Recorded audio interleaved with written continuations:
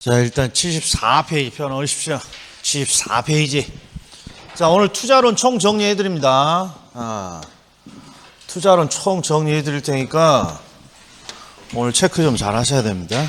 우리 저번 주 토요일 날 우리 평가사는 1차 시험을 봤어요. 저번 주 토요일 날. 너무 어렵게 나와가지고 올해 전체적으로 시험이 작년에도 그렇고 어려웠는데 작년에 딱 중개산 시험만 평상시처럼 나왔어요. 작년에 저희들이 걱정했는데 그러니까 중개산 시험까지는 영향이 없을 것 같은데 전체적으로 모든 시험이 좀 어려워지고 있습니다. 특히 평가사 시험으로 진짜 완전히 거의 뭐 50점 부동산학을 한 50점이나 겨우 맞겠던데요. 자, 그러니까 시험이 아무리 어렵게 나와도 이거 해결하는 방법이 뭡니까? 제가 찍어주는 거 실수만 안 하면 된다라는 거죠. 실수만. 자, 74페이지 보겠습니다. 위험의 관리. 일단 위험의 관리는 반드시 하나 나옵니다. 반드시 하나. 근데 대부분 뭐가 나옵니까? 포트폴리오. 그런데 하나를 더 봐야 될 게 있어요. 자, 위험을 관리한다 이 말은 위험을 낮추고자 한다라는 거고, 위험의 관리에 하나는 봐야 되는데 그게 뭐냐? 민감도, 감응도, 납비상관법. 찾으셨어요? 표의 네 번째. 표 네 번째. 민감도, 감응도, 납비상관법. 요 용어 다 기억하셔야 돼. 민감도, 감응도, 납비상관법. 자, 이게 뭡니까? 그러면 항상 원인과 결과, 요게 핵심이에요. 원인과 결과의 관계를 분석합니다. 예를 한번 들어볼 테니까 잘 보세요. 어떤 사람이 오피스텔의 수익률을 분석하고 싶어요. 오피스텔의 수익률. 그럼 이제 오피스텔의 수익률을 분석할 때 이 수익률에 영향을 주는 원인을 한번 찾아보는 거예요. 수익률, 오피스텔 수익률에 영향을 주는 원인. 그랬더니 지금 교통, 시설, 쇼핑 또 여러 가지가 더 있을 거죠. 근데 이제 세 개만 제가 대표적으로 해놓은 거예요.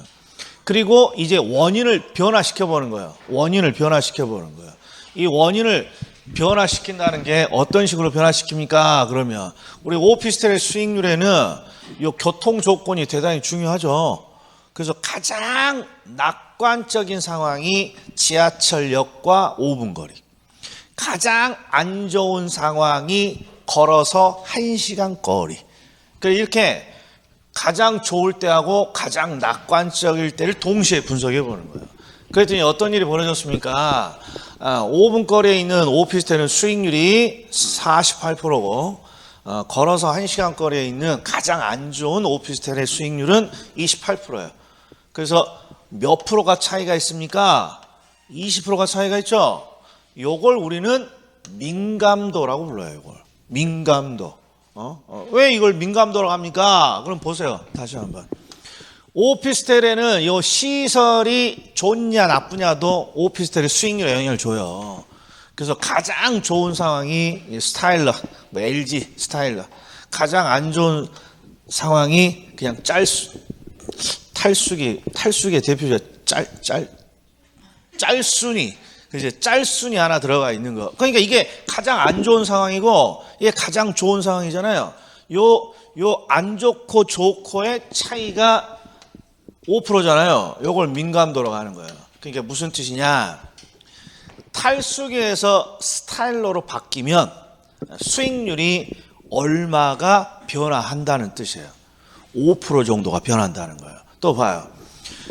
비관적인 상황에서 낙관적인 상황으로 뭔가 원인이 바뀌면 수익률이 무려 20%나 변한다는 거예요. 또 거꾸로 낙관적인 상황에서 비관으로 바뀌면 수익률이 20% 하락한다는 거예요. 이게 뭔가 원인의 조건에 따라서 수익률의 변화가 20%나 민감하게 만들어지고 있더라. 이런 걸 분석하는 걸 우리는 민감도예요. 그래서 이렇게 민감하게 바뀌면 그 요인이 불확실성의 요인이 되는 거예요. 나의 예측과 다르게 20%나 변했으니까. 이런 걸 우리가 민감도 분석이라고 그래요. 근데 이제 민감도 분석은 뭐 이런 표로 주는 건 아니니까 그냥 대충 이해하시면 원인을 변화시켰을 때 뭐가? 결과물이 얼마나 민감하게 변합니까? 둔감하게 변합니까? 요걸 분석하는 거예요. 그런데 이 원인을 항상 이런 표현을 잘 줘요. 이런 표현. 투입. 왜? 원인은 투입하는 거니까. 그래서 키워드가 뭐냐? 그러면 요거 한번 보세요. 요 표. 항상 투입 요소, 투입값 요런 게 나오면 원인을 투입하는 거야. 그리고 원인과 결과의 관계를 분석한다. 그리고 변화가 민감하게 변화하는지를 분석한다. 그리고 어떻게 지금 상황을 변화시켰어요? 낙관, 비관, 낙관, 비관. 그리고 민감도가 크면 클수록 우리 예측을 확 벗어나는 거예요. 그래서 보다 위험한 대안으로 평가됩니다. 그래서 딱 요거 하나만. 항상 원인과 결과, 투입 요소, 투입값. 그래서 밑에 기출 보면 3번, 4번 있죠? 요게 가장 최근에 나온 거니까 요것만 딱 체크를 해놔. 3번, 4번. 자, 3번, 4번. 그 중에서 4번 한번 보죠, 4번. 동그라미 4번을 보면 가운데 뭐가 딱 보여요? 투입값. 뭔가를 투입한다는 거야. 그럼 원인이야, 원인. 예? 그리고 뭔가 낙관, 비관. 이렇게 변화를 시키고 있죠? 그러면 이게 낙비, 쌍관법. 민감도, 감흥도, 낙비, 쌍관법. 이렇게 세 개를 동시에 암기해줘야 된다. 잘 나온다고, 잘 안 나온다고. 무지하게 많이, 거의 매년 나온다고. 이름 자체가 중요해요. 원인과 결과의 관계를 분석합니다. 어떻게 해요? 낙관, 비관적인 상황에서 뭔가 변화를 분석합니다. 민감도, 감흥도, 낙비, 쌍관법. 자, 그리고 대부분 시험은 어디서 나온다? 포트폴리오, 포트폴리오. 그리고 포트폴리오 이론을 아주 좀 생략해서 제가 설명할 거예요. 3월 달에는. 자, 첫 번째. 포트폴리오는 위험을 낮추기 위해서 우리가 뭔가 배우는 이론인데 첫 번째가 이렇게 돼 있죠. 모든 위험을 제거시킬 수 있느냐. 그럼 기본적으로 우리가 체계적 위험은 뭐라고 번역해요? 독한 놈 이렇게 번역하잖아요. 체계적인 위험은 독한 위험이니까 제거할 수 없고 비체계적 위험은 안 독한 위험이죠.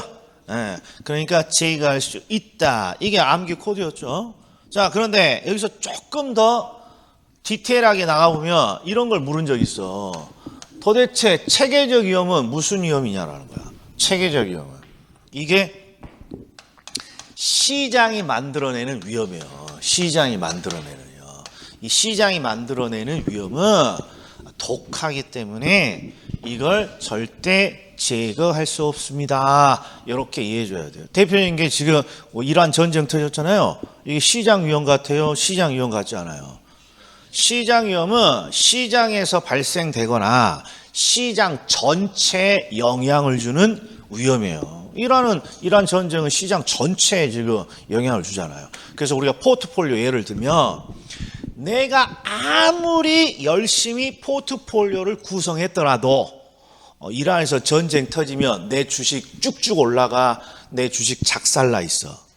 그게 바로 시장의 위험이 갖고 있는 특징이에요. 시장을 투자자들이 이길 수는 없기 때문에 시장으로부터 발생되는 위험은 체계적이고 독한 위험이라고 부르고 이런 위험은 제거할 수 없다. 이게 중요한 거죠. 그리고 비체계적 위험은 자산이 주는 위험이에요. 그래서 밑에 기출조건을 봐요. 1, 동그라미 1. 분산 투자는 모든 위험을 제거하는 것이 아니라 개별 자산으로부터 발생하는 비체계적 위험만을 감소시킵니다. 이게 비체계적 위험 나오면 자산이 갖는 위험이에요. 자산의 위험은 자산을 조합함으로써 뭔가 좀 낮출 수가 있다는 거죠. 근데 동그라미 2번. 경기 변동, 인플레이션, 이자율 변화 등 시장 상황으로부터 발생되는 체계적 위험. 여러분이 시장의 위험이고 독한 위험이죠. 이건 분산 투자를 통해 제거할 수 없습니다. 예전에는 정말 많이 나왔죠. 근데 지금은 이제 너무 쉬워서. 자, 이번에는 이제 이게 핵심이야. 요거 암기야. 자, 요 박스를 암기하자고 이제. 자, 보자고요. 자, 자산을 어떻게 조합합니까? 이건 이제 포트폴리오 꽃이라고 그랬어. 예를 들어서 내가 KB 국민은행 주식을 이렇게 갖고 있는데 이 KB 국민은행 주식에다가 몰빵하자니 뭔가 위험해 보여. 그래서 KB 국민주식은행에다가 다른 회사의 주식을 뭔가 묶고 싶다는 거야. 뭔가. 그런데 어떤 회사의 주식을 묶어야 되느냐, 조합해야 되느냐, 이게 포트폴리오 꽃이잖아요. 국민은행에다가 뭘 묶어야 돼요? 삼성전자에다가 뭘 묶어야 돼요? 배터리 회사 주식에다가 뭘 묶어야 돼요? 이게 핵심이잖아요. 그런데 딱 직감적으로 요거 하나를 반드시 암기해야 돼. 어떤 자산을 묶는다? 서로 다른 자산을 묶어야지. 똑같은 자산을 묶어봤자 보완을 시킬 수가 없어요. 보완이 될 수 있는 서로 다른 자산을 묶는다는 거예요. 서로 다른 자산. 근데 서로 다르다라는 걸 투자론에서는 무엇으로 판단합니까? 그러면 수익률의 방향으로 판단을 한다 이런 거예요. 수익률의 방향.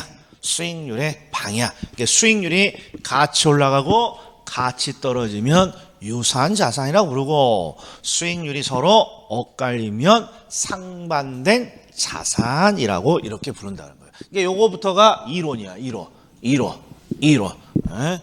자, 그 다음에 상관계수는 우리 수준을 넘어가는 수치야. 그러니까 이 암기만 하고 무슨 뜻인지만 기억하자 그랬어요. 자, 그럼 이제 질문이야. 요새 엉뚱한 질문들이 들어와. 자, 상관계수가 크다. 그러면 유사한 자산이에요? 서로 다른 자산이에요? 상관계수가 크다라는 건 서로 관계가 있다는 거야? 서로 관계가 없다는 거야? 대답 잘해줘. 상관은 서로 상자고 관은 관계니까 서로 관계가 있느냐 이걸 측정하는 건데, 상관계수의 수치가 커요 그러면 서로 관계가 크다라는 거죠. 서로 뭔가 관계가 있다라는 건 유사하다라는 뜻이란 말이야. 유사하다. 서로 관계가 없을 때 서로 다르다라는 거죠. 그러니까 기본적으로 상관계수가 큽니다 이 말은 서로 관계가 있다, 유사하다는 뜻이고, 상관계수가 작다 그러면 서로 다르다 이런 뜻이라고. 봐봐, 크다 아니면 작다잖아. 크다 아니면 작다. 상관계수가 크다 그러면 유사한 자산 같아, 다른 자산 같아? 유사한 자산이라는 거죠. 이게 직감적으로. 그래서 항상 서로 다른 자산을 묶어서 보완시키는 거고, 서로 다르다는 건 수익률의 변화 방향이 상반돼야 되고, 요거랑 같은 글자야, 서로 다른 글자야? 카톡에 질문이 들어왔는데 상반하고 상관하고 이걸 구별 못하면 어떻게 하겠냐는 거야. 상반은 서로 반대된다는 거니까 서로 다르다는 거고, 상관은 서로 관계 있다는 거니까 크면 비슷하다는 거지. 카톡에 질문을 받는데, 상반인데 왜 상관계수가 계속 이렇게 물어보는 거야. 상반이고, 여기 상관이야. 이해했다? 내가 질문을 준 이유를? 난리 났다. 난리 났어. 자, 제가 오바를 했더니 멈춰버렸잖아.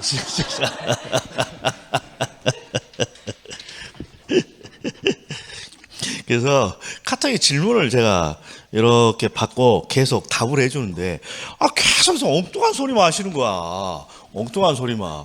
그래서 이분이 왜 이렇게 엉뚱한 소리를 하실까 봤더니 상반하고 상관하고 이걸 똑같은 글자라고 보고 있는 거예요. 상반하고 상반계수라고 이렇게. 그걸 찾아야겠죠. 그걸. 재밌죠? 내가 될 수가 있다고. 내가. 그러니까 시험장에서 눈이 획가닥 돌아가면 이게 몰라서 그런 게 아니라, 이게 한번 삘이 꽂히면 계속해서 그 삘로 가는 거예요. 그러니까 암기한, 항상 어떻게 자산을 묶습니까? 보완이 될 수 있는 서로 다른 자산을 묶는 거예요. 그리고 서로 다른 자산은 수익률은 서로 반대가 돼야지. 상반. 시험이 이렇게 나오니까 제가 이렇게 적어놓은 거야. 그리고 상관계수는 상관이 서로 관계 있다는 거니까 상관계수가 크면 클수록 유사하다는 거야. 그리고 유사한 자산을 묶으면 안 되는 것이고요. 그래서 사례를 이런 걸 줬죠, 제가. 예를 들어서 KB국민은행의 수익률이 쫙 올라갈 때 A기업의 수익률은 같이 쫙 올라가고 B기업의 수익률은 반대로 이렇게 수익률이 떨어지면 이쪽이 유사한 자산이죠. 수익률의 측면에서. 이쪽은 서로 다른 자산인 거죠. 수익률의 측면에서. 그리고 우리는 요놈을 묶어야죠. 요놈. 다른 자산 묶는 거니까. 자, 그 다음에 상관계수는 마이너스 1부터 플러스 1 사이의 값을 갖습니다.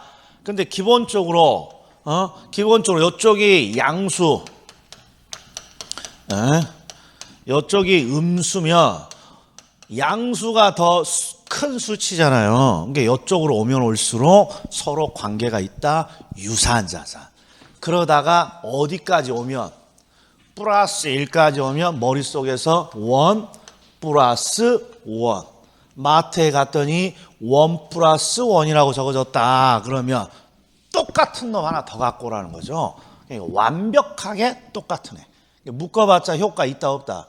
효과 전혀 없다. 그리고 작은 수치로 가면 갈수록, 즉 마이너스 1로 가면 갈수록 그렇죠, 효과가 큰 거죠. 위험을 낮추는 효과가. 자, 그런데 이제 이런 걸 물어봤단 말이에요. 봐요. 화살표가 하나 껴있네. 시험에 상관계수의 수치가 플러스 값이 나왔다. 이게 무슨 의미입니까? 이런 거야. 이 플러스는 항상 비례 관계를 뜻하는 거예요. 비례 관계. 그러니까 수익률이 같이 이렇게 비례적으로 같이 올라가는 그걸 말하는 거예요. 수익률이 같이 이렇게 올라갑니다. 그럼 유사한 자산이고 상관계수는 양수값 플러스가 비례를 뜻하니까. 그럼 반대로 마이너스 값은 반비례를 뜻해요. 반비례. 그러니까 수익률이 서로 이렇게 엇갈리게 변할 때 이걸 우리는 마이너스라고 하는 거예요. 그럼 보죠. 밑에. 자, 밑에 기출족보 동그라미 2번 봅시다. 동그라미 2번. 두 자산 사이에 측정된 상관계수는 마이너스 1부터 플러스 1 사이의 값을 갖는다. 3. 상관계수는 두 자산의 수익률의 변동이 서로 상반. 수익률의 변동이 상반, 반대로 움직인다. 그러면 반비례니까 음수값으로 측정이 되고, 두 자산의 수익률 변동이 서로 비례한다. 그러면 비례니까 플러스 관계, 플러스 값으로 측정이 됩니다. 그다음 4. 자, 포트폴리오의 개별 자산 간 수익률의 상관계수가 플러스 1이에요. 그러면 뭐가 떠올라야 돼? 1 플러스 1. 동일 자산. 효과는 없다. 그 다음에 5. 포트폴리오 구성 자산들의 수익률의 분포가 완전한 음의 상관관계. 근데 옆에 수치가 마이너스 1이라고 돼 있으니까 가장 좋은 경우죠. 그러니까 비체계적 위험을 0까지 줄일 수 있다. 그 다음에 6. 포트폴리오의 위험 분산 효과는 상관계수가 작은 자산. 상관계수가 작다라는 건 서로 관계가 없다, 서로 다르다라는 거죠. 서로 다를수록 극대화되는 거죠. 그다음 7번.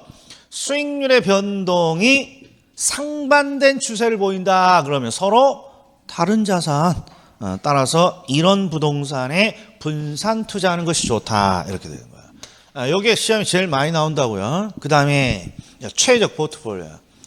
최적 포트폴리오는 뭐라고 적어져 있습니까? 그러면 첫 번째 점박이가 뭐라고 적어져 있어요? 이게 시험에는 제일 많이 나오는 거예요. 이게 시험에는 제일 많이 나온다.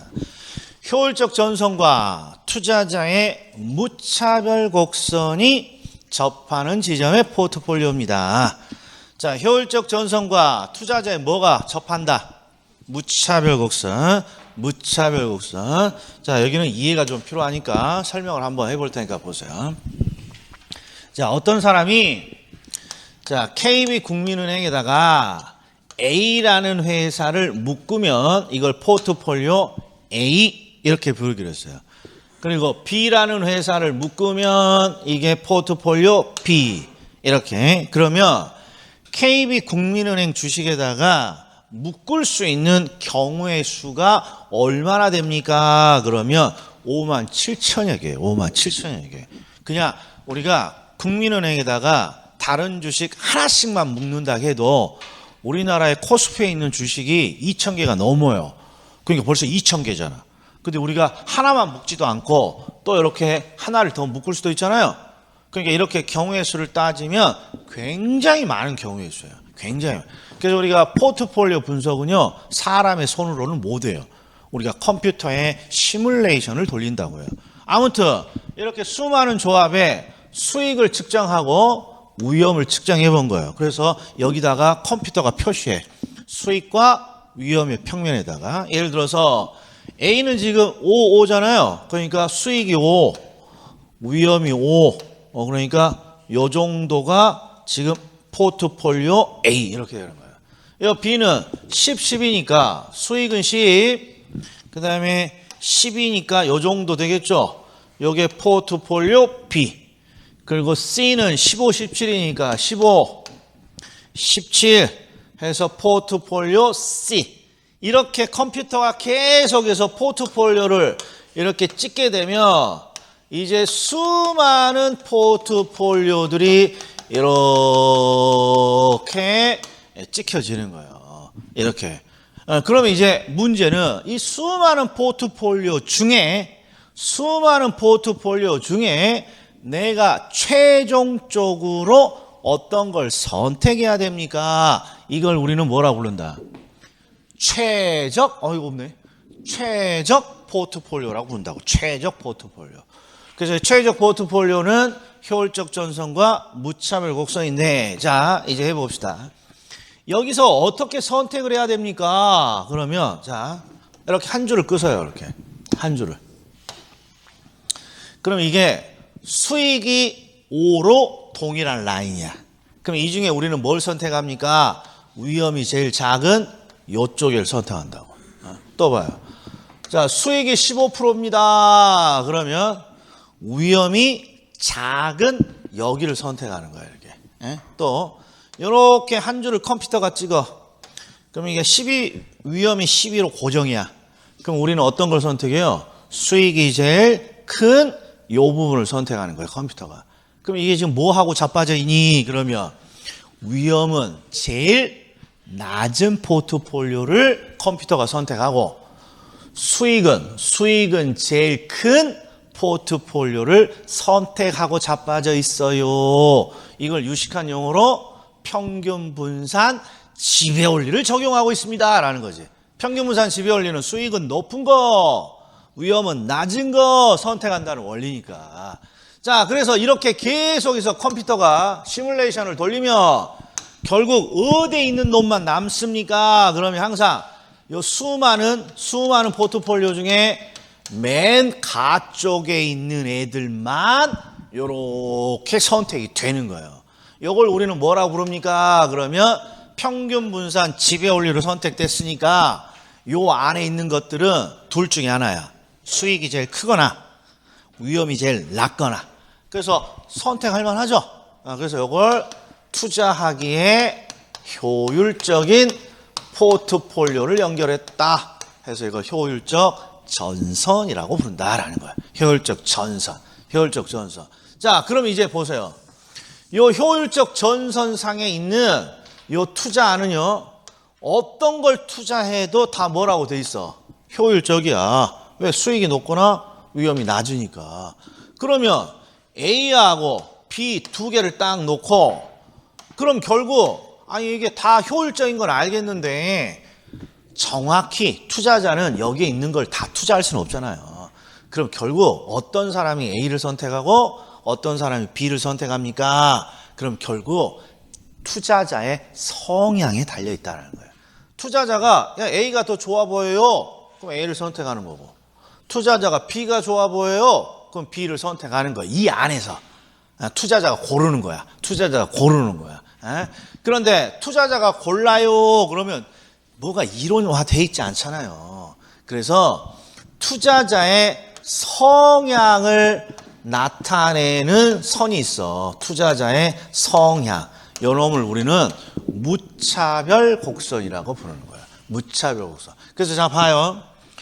요 그림, 요 그래프 밑에 보면 첫 번째가 뭐가 있니? 그러면 효율적 전선이 있어. 효율적 전선 뭐라고 적어졌냐? 평균 분산 지배 원리로 선택된 포트폴리오 이렇게 돼 있고, 그 다음에 무차별 곡선이라고 돼 있죠. 무차별 곡선은 뭐라고 적어져 있죠? 투자자의 투자 성향이라고. 투자자의 성향. 그러면 결국 이 말이에요. 맨 위에 보면 효율적 전선과 투자자의 무차별 곡선이 접하는 지점에서 최적 포트폴리오가 결정된다는 거잖아요. 이게 무슨 뜻이냐 그러면 이 효율적 전선에서 효율적 전선을 찾은 다음에 무차별 곡선이 투자자의 투자 성향을 나타내니까 네 성향에 맞는 하나가 결정이 돼. 이게 이 이론의 결론이에요. 그래서 효율적 전선과 투자자의 무차별 곡선이 뭐 하는 지점? 접하는 지점이 최종적으로 결정되는 포트폴리오입니다. 이렇게 이해만 해주면 된다고. 자, 밑에 기출적보 봅시다. 1. 최적 포트폴리오는 효율적 전선과 투자자의 무차별 곡선이 접하는 부분에서 결정됩니다. 투자자의 무차별 곡선은요, 한 번도 시험에 나온 적 없어. 그래서 밑에 효율적 전선만 기출적보가 적어져 있어요. 자, 뭐라고 되어 있냐? 이 효율적 전선을 구성하는 포트폴리오는 평균, 분산, 지배 원리로 선택됐다. 이렇게 되어 있죠? 그러니까 성격을 잘 물어봐.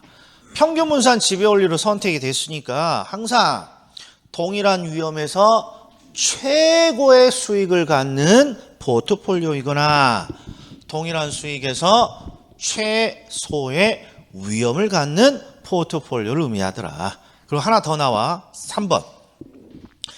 효율적 전선이 왜 이렇게 우상향합니까? 그러면 수익과 위험은 무슨 관계에 있다? 비례 관계에 있기 때문입니다. 이게 포트폴리오 이론 다예요. 이론 다. 그래서 항상 요거죠. 최적 포트폴리오는 암기를 해줘야 돼. 효율적 전선과 무차별 곡선이 접하는 지점에서 결정된다.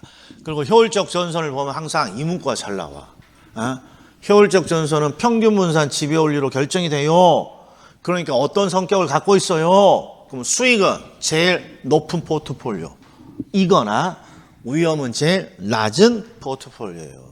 그 효율적 전선이 왜 우상향합니까? 위험과 수익은 비례 관계에 있습니다. 자, 뒷부분에서는 포트폴리오가 나온다고. 그래서 포트폴리오 이렇게 시험 문제를 보면 이 셋 중에 하나의 정답이 반드시 있어요. 첫 번째가 뭐다? 포트폴리오는 체계적인 위험, 독한 위험. 이게 무슨 위험이에요? 시장의 위험인 체계적 위험은 제거할 수가 없다. 이거 잘 나오고. 그 다음에 자산을 어떻게 조합해야 됩니까? 그러면 보완이 될 수 있는 서로 다른 걸 묶어야지. 근데 서로 다르다는 게 뭐니? 그럼 수익률로 치면 상반, 반대로 움직이네. 수익률은 반대. 상관계수는 큰 거, 작은 거. 상관은 작을 때 서로 다른 거다라는 거. 상관계수는 관계가 작은 거. 수치로는 작은 수치를 뭔가 묶어야 된다라는 거죠. 그리고 최종적인 포트폴리오는 어떻게 결정이 됩니까? 효율적 전선에서 누구 마음대로? 투자자 마음대로. 그리고 투자자의 마음, 투자자의 성향을 나타내는 게 무차별 곡선이니까 효율적 전선과 무차별 곡선이 접하는 지점입니다. 그리고 포트폴리오 말고 또 하나 더 했죠? 뭐가 있어요? 고개 숙이지 말고. 민감도, 감흥도, 낙비상관법. 벌써 안드로메다로 사라져본 것 같죠? 민감도, 감흥도, 낙비상관법. 자, 오늘 수업 잘 한번 보죠.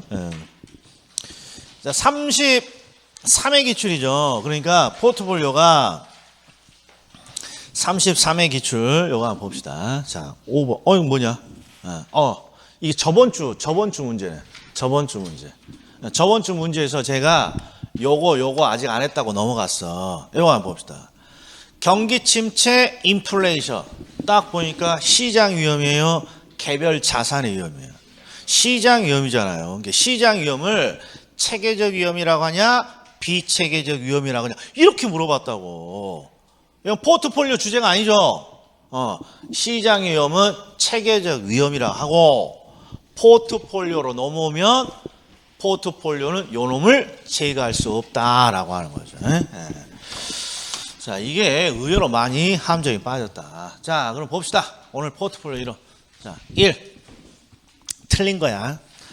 자, 개별 자산 기대 수익률의 상관계수가 0이다. 상관계수가 0이다. 자, 두 개 자산으로 포트폴리오를 구성할 때 포트폴리오 위험 감소 효과가 최대로 나타난다. 자, 포트폴리오 효과가 최대로 나타난다. 그러면 플러스 1이야, 마이너스 1이야. 그렇죠. 이게 마이너스 1이죠. 0은 아니지, 최소한. 이거 정답이네. 정답. 더 벌 거야, 더 안 벌 거야? 더 보지 마. 왜요? 공부하고 싶은데요. 보지 마. 왜? 습관이 돼야 모의고사에서도 여기서 딱 끝낸다고. 습관이 돼야. 공부할 때 맨날 끝에까지 보는 습관을 들으니까 시험장에서 습관처럼 막 하고 있다고. 아니, 그럼 언제 봐요? 나중에 봐. 나중에 혼자 공부할 때. 자, 그 다음에 이제 02번 한번 보세요. 이게 우리 35회죠. 딱 보니까 풀고 싶어, 안 풀고 싶어? 이걸 35회에 들어가서 이걸 손 댔다는 것 자체가 요령이 없는 거라고. 왜요? 처음 본 형태잖아. 이런 거. 이제 처음 본 형태 35회 때는 이거 풀면 안 되는 거야. 그런데 이제 35회 한번 나왔으니까 이제 한번 풀어보자고. 이게 대단히 어려워 보이지만 대단히 단순한 문제예요. 단순한 문제. 이게 뭐냐 그러면 이거 봐. 분산 표준 편차는 무엇을 측정하는 지표예요? 분산 표준 편차. 나의 예측이 분산됐어요. 나의 예측에 편차가 생겼어요. 그러니까 요 놈이 위험을 뜻하는 거예요. 자, 그런데 이거 봐. 평균. 우리가 평균은 어디서 들어봤니? 그러면 평균 분산 집에 올려서 들었어. 평균 분산. 이게 분산이 위험을 뜻하죠? 그럼 평균은 뭘 뜻할까? 그러면 이게 수익이에요, 수익. 그래서 이 평균은 기대 수익의 평균. 정확히 말하면 기대 수익률을 이렇게 부른다고. 수익의 평균. 그래서 옆에 또 기대값. 기대 수익률의 평균. 이게 수익을 뜻하는 거예요. 여기. 항상 수익의 평균. 그 다음에 분산, 표준 편차 위험해요. 그럼 제가 한번 해볼 테니까 잘 봐요. 1번 한번 봐봐요. 1번. 지문 1번. 자산 A와 자산 B는 동일한 기대 수익률을 가진다. 이 말이잖아요. 자산 A와 자산 B는 동일한 기대 수익률을 갖는다. 그럼 뭘 봐야 돼? 이걸 봐야지, 이게 수익의 평균, 기대값, 이게 기대 수익률이야, 이게. 맞죠? 그 다음에 3번을 봐봐. 3번. 자산 C와 자산 D는 동일한 위험을 갖는다. C와 D는 동일한 위험을 갖는다. 그럼 뭘 봐야 돼? 그렇죠. 표준 편차가 위험을 나타내니까 요걸 봐야죠. 동일해, 안 동일해?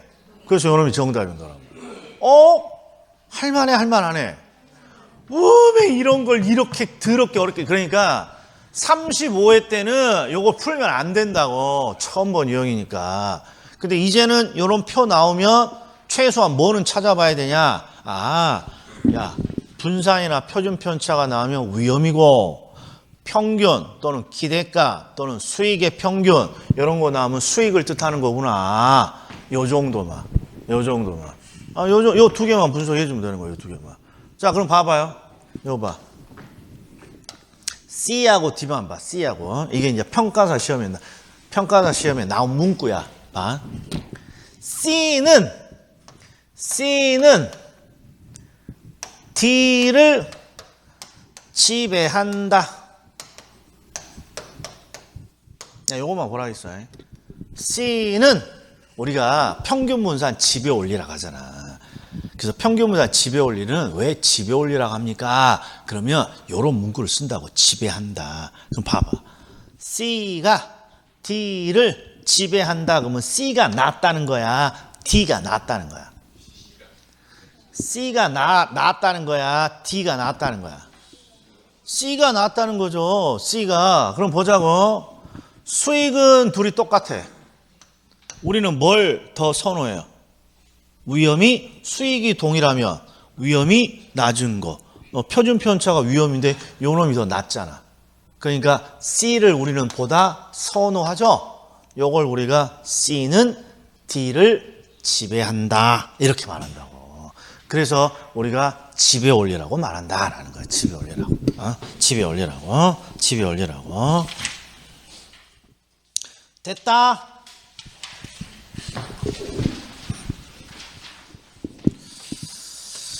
자, 그럼 이제 또 갑시다. 자, 어디로 가냐? 육계수야. 이제 고민이야. 고민. 자, 육계수가 시험에 나올 때가 됐어. 나올 때가. 벌써 한 4년, 5년. 32회 때인가 나오고 지금 안 나왔으니까 3년, 4년, 5년, 6년. 지금 4년이 됐단 말이에요. 나올 때가 됐어. 그런데 이거 항상 어려워하시잖아. 그래서 자, 제가 1월 달에 육계수는요, 이렇게 공부합시다. 이렇게 딱 말한 게 있어. 8개만 보자 그랬어. 7개만 보자 그랬어. 6개만 보자 그랬어. 빨리 찍어봐. 6개만 보기로 했어. 7개만 보기로 했어. 8개만 보기로 했어. 7개 보기로 했어. 7개. 7개. 그것도 딱 문장 7개. 자, 오른쪽에 77페이지에 보면 기출족보가 있다고. 양가로 1번은 육계수의 활용. 육계수의 활용. 요거 6지문에다가 육계수의 관계에 동그라미 1번에 체크돼 있어, 안 체크돼 있어? 그렇죠. 이것까지 해서 7개만 보자. 7개. 7개. 7개. 그리고 이 7개도 어떻게 하기로 했습니까? 그러면 일단 논점을 찍어주기 전에 최소한 이걸 이해할 필요가, 이걸 뭔가 암기할 필요까지도 없어. 이해만 해보자고. 이해만. 이런 거야. 봐. 여기에 문제는 여기에 있는 6가지 수식이야. 6가지 수식. 이게 육계수가 6가지 수식을 주고 이걸 언제 활용합니까? 이걸 낸다고. 우리 시험은 계산이 아니라 이 6가지 수식을 언제 활용합니까? 그래서 오른쪽에 양가로 1번이 육계수라고 돼 있어. 육계수의 활용이라고 돼 있어. 활용이라고 돼 있다고. 그러면 이 육계수의 활용이라는 게 뭐요? 그럼 내가 이렇게 질문 줬어. 더하기는 뭐 언제 활용하요? 뭐라고 말해? 더하기는 더할 때요. 이게 정답이라니까. 빼기는 언제 활용하요? 뭘 뺄 때요. 이런 문제라니까. 이런 문제. 그럼 봐봐. 뭔지 모르겠지만 일시불의 미래가치 수식은 언제 활용하요? 그러면 일시불을 미래가치 할 때요. 정답이야. 연금의 현재가치 수식은 언제 활용하요? 그럼 뭐라고 말해? 연금을 현재가치로 계산할 때요. 이런 문제라니까. 이게 틀려갖고 오면 안 된다고. 그래서 우리는 요 응용수식 2개를 먼저 이해하고 암기해야 된다. 특히 저당상수는 우리 시험에서 제일 많이 나온 지표니까. 자, 그러면 이렇게 하는 거야. 그래서 우리가 저당상수하고 감체 기근계수부터 먼저 보는 거죠. 그럼 이제 시작해 봅시다. 저당상수의 이 저당은 요 저당 대출을 뜻한다고. 이게 저당 대출과 관련된 수식이야. 그래서 우리가 암기 코드가 뭐였니? 누군가가 저당 대출을 받았다. 이렇게 시작을 해. 저당 대출을 받았으면 뭐라고 답을 해? 갚아야지. 이렇게 대답을 해줘야지. 다시 해봐. 누군가가 저당 대출을 받았다. 그럼 갚아야지. 안 갚으면 안 되지. 갚아야지. 근데 얼마씩 원리금을 갚아야 됩니까? 그래서 매기 상환할 원리금을 구할 때 활용하는 수식입니다. 이건 무조건 해야 돼. 금융에서도 계속 나오니까. 자, 저당상수는 저당 대출을 받았다. 그럼 갚아야죠. 따박따박 얼마씩 원리금을 갚아야 됩니까? 그걸 구할 때 쓰는 수식이라고. 그래서 이름이 저당상수. 그 다음에 요 놈은 잘은 안 나오지만 요 기금이라는 것만 기억을 좀 해줘요. 예를 들어서 내가 3억을 만들고자 해. 이게 목표 금액이죠. 3억을 뭔가 내가 만들고자 해. 뭐 10년이면 10년 뒤, 5년이면 5년 뒤 3억을 만들고자 해. 내가 설정한 이 목표 금액을 우리는 기금이라고 한다고. 그러니까 3억이라는 기금을 만들고자 한다라는 거야. 그래서 시작이 3억이라는 기금을 만들고자 합니다. 그럼 뭐 해야 돼? 이제 적금 부어야지. 3억이라는 돈을 만들고 싶으면 적금 부어야지. 근데 이게 50만 원짜리 적금을 들어야 될지 1000만 원짜리 적금을 들어야 될지 그걸 계산할 때 쓰는 게 바로 기금계수예요. 은행의 매기 적립할 금액 적금을 구하는 수식입니다. 그래서 기금계수는 항상 기금을 만들고자 한다. 그러면 따박따박 적금 부어야죠. 얼마짜리 적금에 부어야 됩니까? 이걸 우리가 기금계수로 하는 거예요. 그래서 저당상수와 기금계수는 반드시 눈도장 찍어놔야 돼요. 특히 저당상수는 저당 대출을 받았을 때 갚아야죠. 그래서 매기 얼마씩 갚아야 됩니까? 원리금 상환액을 구할 때 쓴다. 이거 특히 잘해주고. 그럼 나머지는 뭔가요? 이해만 하면 돼. 나머지는 이해만. 자, 미래가치는 제가 어떻게 설명했습니까? 그러면 예금의 논리로 설명했다고. 예금이요. 자, 내가 현재 예금을 해. 100만 원. 내가 현재 100만 원을 예금한다고. 그러면 1년 뒤에 금액이 달라져? 똑같아? 달라지지. 2년 뒤 미래로 가면 또 금액이 달라지고. 그러니까 내가 현재 예금을 했을 때 미래 금액이 달라지는데 미래 어떻게 얼마의 금액으로 달라집니까? 그걸 구할 때 쓰는 게 미래 가치라고. 예금했을 때 미래 얼마가 돼요? 이거야. 그런데 왜 두 가지가 있어? 일시불하고 연금. 그러면 예금이 두 종류가 있다고. 일시불 예금이라는 게 있어. 한 번에 돈 넣고 더 이상 넣지 않는. 그 다음에 이거보다는 직장인에게 더 익숙한 거 따박 정기적으로 적금 넣는 게 더 익숙하죠. 이 정기적인 적금을 우리는 연금 형태의 예금이라고 한다고. 그러니까 이것만 조심해. 연금 형태라는 게 따박 돈이 들어오고 나가는 거야. 그래서 연금 형태 예금은 적금을 말한다고. 정기 적금. 그래서 예금을 했을 때 미래 얼마가 됩니까? 이걸 구하는데 일시불의 미래 가치는 일시불 예금을 가정하고 미래 얼마가 됩니까? 연금의 미래 가치는 정기 적금을 가정하고 미래 얼마가 됩니까? 이런다고. 자, 그리고 현재 가치는 무엇입니까? 그러면 미래 금액을 주고 이번에 통장에 요만큼이 찍혀 있다. 이걸 주고 뭘 찾으라는 거야? 현재 시점에 원금을 거꾸로 찾으라는 거죠. 원금. 현재 가치는 원금 찾으라는 거예요. 원금. 얼마를 원금으로 예금했느냐. 자, 그런데 이것도 역시 일시불 예금을 가정했을 때 원금. 연금을 가정했을 때, 즉 정기적금을 가정했을 때, 그렇죠. 원금 이렇게 찾는 거예요. 이게 이 정도면 돼. 이 정도. 그럼 이제 뭘 해야 됩니까? 자, 뭘 해야 됩니까? 이제 보자고. 자, 77페이지에 7개 지문만 하기로 했어요. 77페이지에. 그런데 이제 제대로 이해해야 돼. 제대로. 자, 5번, 6번이야. 이게 제일 쉬우니까 먼저 하는 거라. 5번, 6번 봐. 출제자가 이렇게 상황을 준다고. 상황을.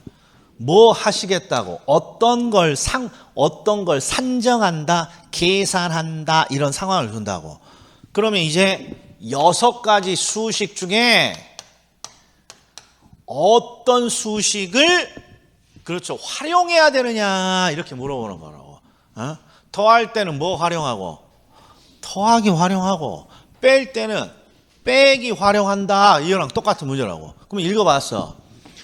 은행으로부터 주택구입 자금을 대출 받았다. 이렇게 돼 있잖아. 대출 받았다. 그리고 뭘 구하고자 하냐? 매기 상환할 원리금을 계산합니다.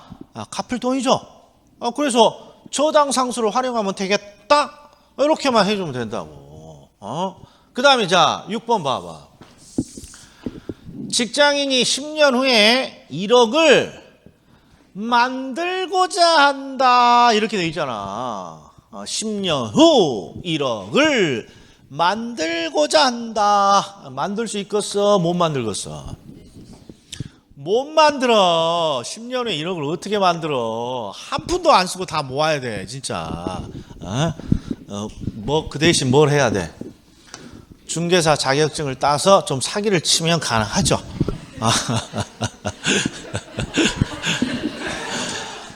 중개업의 사기라는 건 화려한 말 기술이야. 이게 우리의 재산인데. 그렇죠. 없는 물건도 팔아내야죠. 매매건을 해야죠. 아무튼 직장인이 10년 후에 1억을 만들고자 한다는 거야. 그럼 직감적으로 뭐 해줘야 돼? 적금 부어야죠. 적금. 그래서 뒤를 봤더니 은행에 매기 적립해야 될 금액 적금을 붓습니다. 그러니까 기금계수로 활용하는 거죠. 기금을 만들고자 하니까 기금계수. 이게 저당상수와 기금계수는 절대 틀리면 안 된다고. 자, 그럼 이제 나머지가 문제야. 1, 2, 3, 4. 왜? 헷갈려. 이게 1, 2, 3, 4가. 그래서 요령이 뭡니까? 그럼 항상 앞에는 뭘 찾아? 일시불이냐? 연금이냐? 일시불이냐?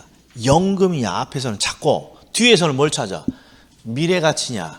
현재가치냐? 이게 풀이 방법이라고. 항상 앞에서는 뭘 찾는다? 일시불입니까? 연금입니까? 뒤에서는 뭘 찾는다? 미래가치입니까? 현재가치입니까? 이렇게 찾는 거죠. 자, 그래서 이제 해봤어. 자, 이게 이제 오른쪽 1번이야. 앞에서는 뭘 찾은다? 일시불이냐? 연금이냐? 현재 5억 원. 일시불 같아. 따박따박. 연금은 따박따박이야. 따박따박 연금 같아. 일시불이잖아요. 일시불. 됐어. 그리고 2번 봐. 아이고 2번 연금이라고 그냥 아예 대놓고 나왔네. 그리고 또 봐봐. 연금 형태로 매년 예금한다. 이걸 우리는 실무에서 뭐라고 부른다고? 따박따박 예금한다. 연금 형태로 예금한다. 이걸 우리는 정기적금이라고 한다고. 그래서 아무튼 연금이 나왔어. 그럼 이제는 우리 뒤에서 뭐만 찾으면 돼요? 미래가치냐? 현재가치냐? 자, 봤더니 자, 주택이 매년 5%씩 가격이 상승한다고 가정할 때 이런 거 분석하는 거 아니야. 뒤를 봤더니 10년 후에 주택 가격이니까 10년 후에 금액을 계산한다 그랬어. 10년 후에 금액. 그럼 미래 가치겠어? 현재 가치겠어? 10년 후 미래 금액을 찾는 미래 가치겠죠. 그래서 일시불에 미래 가치 수식을 사용합니다. 이렇게 돼 있다고. 자, 이게 연금이야. 연금 찾았어, 앞에서. 그럼 뒤에서는 미래 가치냐, 현재 가치만 찾는 건데, 정기적금을 10년 동안 적립한 후에 달성되는 금액. 그러면 10년 후 금액이니까 미래 금액을 찾고자 하잖아요. 그러니까 미래 가치겠지. 미래 가치. 자, 다시 한번. 앞에서는 뭘 찾아? 연금입니까? 일시불입니까? 일시불입니까? 연금입니까? 딱 봤더니 1억 원 일시불이야. 여기는 요건 조심해야 돼. 매달 100만 원씩 10년간 들어옵니다. 그러면 따박 들어오는 거야? 한 방에 들어오는 거야. 따박 들어오는 거니까 아하, 연금의 형태로 뭔가 들어오고 있는데요. 항상 앞에서는 일시불이냐 연금이냐 이렇게 찾는 거야. 그 뒤를 봤더니 어허, 토지의 현재 가치를 찾는데 더 볼 필요도 없네. 토지의 현재 가치 찾는데 이게 일시불의 현재 가치. 그다음 여기 봤더니 이거 현재 가치를 계산한대요. 연금의 현재 가치 이렇게 돼 있나. 이게 FM 풀이야. FM 풀이도 그렇게 어렵지 않죠? 그런데 이제 이걸 몇 번 해보면 숙달된 조교는 이렇게 찾아. 봐봐. 저당상수와 기금계수인데 6개 중에 3개는 바로 나와. 6개 중에 3개는 예를 들어서 은행 더 보면 지는 거야. 은행에 가서 나는 노래 부를 거야, 술 마실 거야, 대출 받을 거야. 대출밖에 더 있어. 은행 가서. 그러니까 저당상수야 그냥. 저당상수지 은행에 가서. 자, 그 다음에 항상 앞에서는 뭘 찾는다? 일시불이냐 연금이냐 찾는데 일시불에는 요령이 있어요. 일시불에는. 자, 현재 5억 원이니까 일시불을 줬어. 더 읽으면 지는 거야. 그런데 하필 지금 일시불을 줬어. 지금 일시불. 이거 갖고 뭔가를 계산하라는 거야. 지금 5억 원이면 지금 일시불이면 이거 갖고 뭐 하라는 거 같겠어? 현재 돈 줬으니까 이거 갖고 미래가치 구하라는 거겠지. 더 읽으면 줘. 일시불의 미래가치 이렇게. 일시불에는 요령이 있다라는 거야. 일시불에는. 또 봐. 일시불이 딱 나왔어. 일시불에. 근데 하필 언제 일시불이야? 미래 일시불 줬잖아. 미래 일시불. 요거 갖고 뭐 하라는 거예요? 현재 가치 하라는 거지. 일시불의 현재 가치. 그 6개 중에 3개는 그냥 5초면 나와버린다니까. 5초면. 5초면. 그러니까 이런 걸 연습해 줘야 돼. 자, 1번. 현재 5억 원 일시불이네. 근데 하필 지금 일시불이야? 미래가치 구하라는 거구나. 일시불의 미래가치. 자, 3번. 3년 후 1억 원 일단 일시불이야. 일시불. 근데 하필 3년 미래 일시불 줬네. 미래 일시불. 그럼 그거 갖고 현재 가치 하라는 거겠지. 일시불의 현재 가치. 그리고 아이고 은행에서 술 먹을까? 대출 바꿨지. 저당상수. 은행 나오면 저당상수. 물론 함정은 좀 있어. 요거야. 요거 동그라미 쳐놔. 요거 여기서 잘 물어봐. 항상 저당상수로 구하는 원리금 상환액은 원리금 균등 상환 방식의 원리금이라는 거. 자, 그러면 6개는 쉽게 해결한다고. 특히나 3개나 편법이 있으니까. 자, 그래서 우리는 이제 뭐 하나만 더 합니까? 요거 6개수의 관계. 자, 이 6개수의 관계는 뭘 물어봅니까? 요걸 이해하기 전에 글을 읽다가 역수가 이렇게 나와. 역수가. 그러면 저당상수 아니면 기금계수 둘 중에 하나가 나와요. 이게 둘 중에 하나니까 하나만 기억하자고. 이 저당상수를 기억해. 저당상수가 잘 나오니까. 저당상수에는 찌읒이 있어. 그러니까 항상 앞에서도 연금의 현재가치계수 찌읒 얘가 있어야 돼. 이게 그러니까 제일 처음에는 암기하는 거야. 글을 읽다가 역수가 보인다. 그러면 저당상수냐 기금계수냐를 확인해. 근데 저당상수가 나왔어. 그럼 찌읒자가 들어갔으니까 아하, 연금의 현재 가치 계수랑 역수겠지. 이렇게 이제 암기야. 근데 이제 이게 익숙하다 보면 이제 카톡에 질문이 와. 갑자기 이제 왜? 마음에 여유가 생기니까. 암기를 딱 해놓으니까 마음에 여유가 생겨. 그래서 미친놈처럼 맨날 찌읒 이렇게 암기하고 있다가 내가 왜 이 짓거리를 하지? 역수 나오면 찌읒 왜 이 짓거리를 하지? 카톡으로 물어보는 거야. 선생님 이게 왜 찌읒이에요? 그러면 우리가 수식을 안 하고 있는데 이게 연금의 현재 가치 계수라는 수식이에요. 얘가. 저당상수는요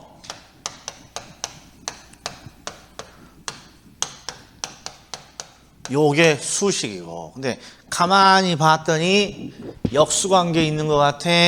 역수관계 같지 않아? 나는 잘 모르겠어. 눈이 침침해서. 요 수식이 역수관계 있다. 이걸 묻는 거예요. 근데 우리가 수식을 안 하니까 그냥 찌읒 역수 나오면 찌읒 찌읒 이렇게만 암기하는 거죠. 이렇게. 자, 그럼 정리야. 정리. 육계수는 계산 문제로 나오면 버려. 그리고 계산 문제 지금까지 한 번도 나온 적 없어. 그럼 뭐가 나옵니까?